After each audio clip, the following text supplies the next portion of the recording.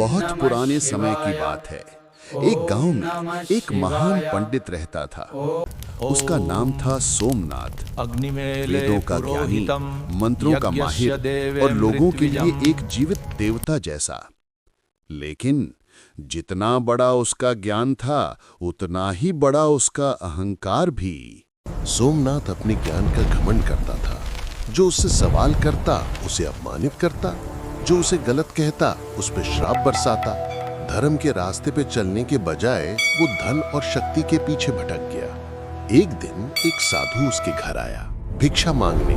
साधु ने प्यार से कहा, पंडित जी, ज्ञान तभी पवित्र होता है जब उसे सेवा के लिए इस्तेमाल किया जाए। लेकिन सोमनाथ को ये बात चुभ गई। उसने सबके सामने साधु का मजाक उड़ा दिया। साधु ने आंखों में आंसू लिए कहा, सोमनाथ, तूने अपने ज्ञान का दुरुपयोग किया है। अब तुझे अपनी अहंकार की सजा मिलेगी।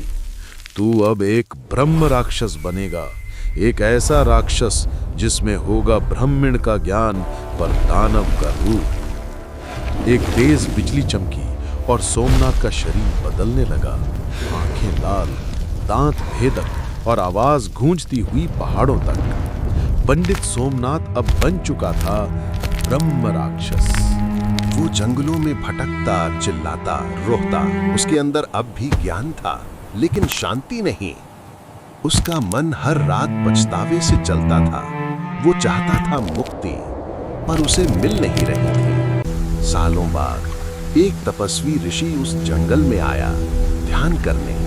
ब्रह्म राक्षस ने उस पर हमला कर दिया, लेकिन ऋषि ने शांत मन से मंत्र जपना शुरू किया।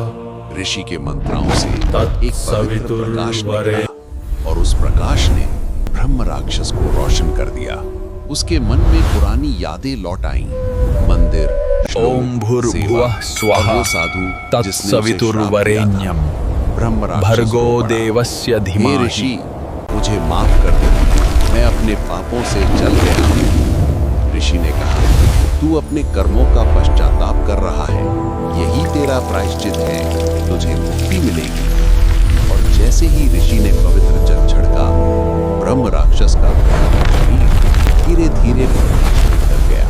उसकी आत्मा ने शांति पाई और आकाश में विलीन हो गया। इस कहानी से हमें ये सीख ज्ञान तभी महान है जब उसके साथ विनम्रता हो। अहंकार सबसे बड़े पंडित को भी राक्षस बना सकता है। और सबसे जरूरी बात, से हर पाप धुल सकता है।